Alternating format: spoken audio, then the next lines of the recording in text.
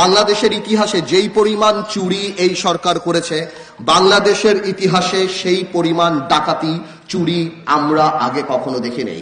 এই চুরি হওয়াতে বাংলাদেশে আমাদের কাছে আমরা শুধুমাত্র লজ্জিত না, সত্যি কথা বলতে বিদেশের মাটিতেও বাংলাদেশের কিন্তু যথেষ্ট সুনাম ক্ষুণ্ণ হয়েছে।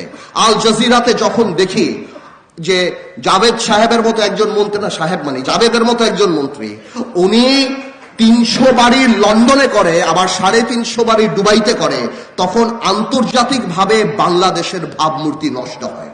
তো আমি মনে করি অর্থনৈতিক রাষ্ট্রদ্রোহিতা আইন এই দেশে এখন পাশ করা উচিত।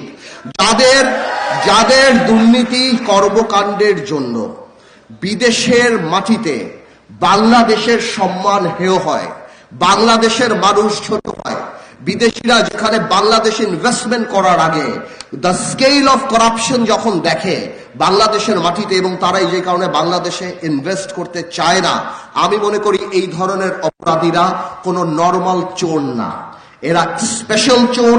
এদের জন্য স্পেশাল আইন থাকা উচিত, এবং সেই স্পেশাল আইন হলো এদেরকে অর্থনৈতিক রাষ্ট্রদ্রোহী হিসাবে এদেরকে সেই রকম পানিশমেন্ট দেওয়া উচিত। শুধুমাত্র বিদেশের মাটিতে না, দেখেন কিছু চুরি আছে, আপনি ব্যাট চুরি করছেন ট্যাক্স চুরি, কিন্তু কিছু চুরি আছে when you steal the heart of the people. যেমন আপনি ইলেকট্রিসিটি ক্ষেত্রে যখন চুরি করেন, আজকে আজিজ খান বাংলাদেশি টাকা নিয়ে যে সিঙ্গাপুরে বিলিয়নিয়ার হয়ে গেছে, আজকে এস আলম দাবি করছে উনি সিঙ্গাপুরি নাগরিক, তার মানে বাংলাদেশের 10 লক্ষ কোটি টাকা এতদিন চুরি করছো, ওই সময় তুমি বাংলাদেশি নাগরিক ছিলা, আজকে যখন আমরা কিছু করছি এখন তুমি সিঙ্গাপুরি নাগরিক হয়ে গেছেন।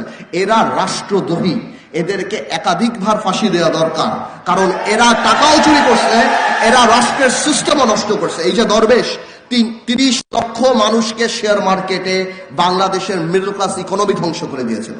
তো আমি মনে করি অর্থনৈতিক রাষ্ট্রদ্রোহিতা আইন অবশ্যই থাকা উচিত সংবিধানে, যাতে করে এরা বুঝে যে আগামীতে এদের রাষ্ট্রদ্রোহিতার জন্য এদের বিচার বাংলাদেশের মাটিতে হতে পারে।